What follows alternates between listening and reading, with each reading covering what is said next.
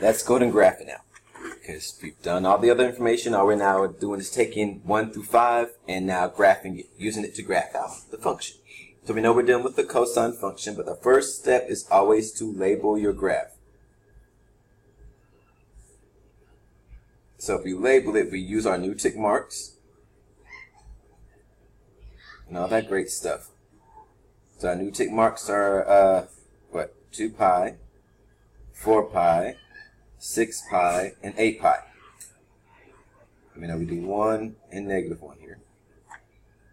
Alright, so our second step is to graph out your parent graph. And here we're talking about the cosine graph.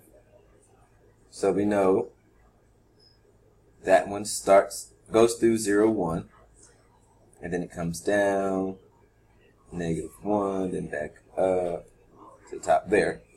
And we graphed out that, so we do a dotted line because it's not the final graph.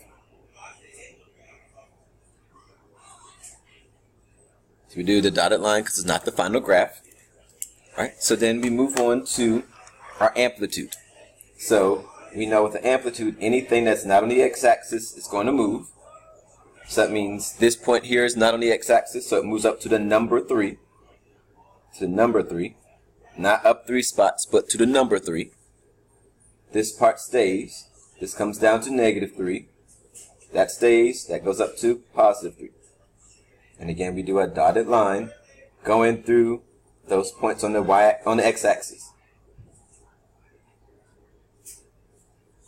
Okay, so we have that. So that was, and I didn't write that part down, sorry. Step 3 is our amplitude, which in this case, A was 3. Alright, the next thing is our vertical shift. So we shift it up or down. So H was -2, so we go down 2. So every point moves down. Every single point moves down 2. So that goes down 1, 2. This is 1, 2.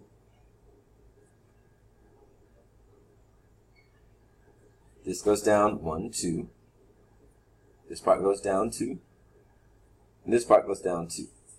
So every point moves down 2 from the red one, because the red was the last graph we just did. Again, go back to the last graph you did before and then do the transformations from that graph.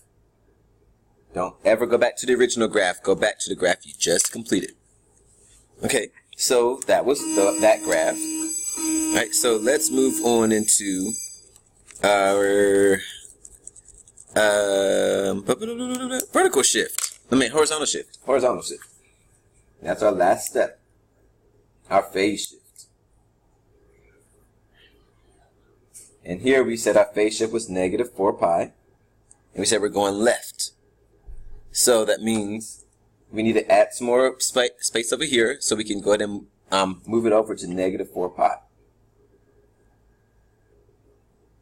So it means we need to add a tick mark here and here, because remember it mirrors itself, but it just has the negative signs. So this is -2 pi. This is -4 pi. And if it continued to be -6 pi, -8 pi, so on and so forth. And follow that pattern. Okay, so that means here everything, all right, again, every point moves to the left until we get to -4 pi. So that means we don't start with the original graph. We don't start with the amplitude graph. We don't start with the we don't start with like those two. We start with the graph we just finished, which is that blue graph. So we just did number 4. So we start with this graph and we shift that to the left until we get to -4 pi. So it means this point moves over until we get to -4 pi.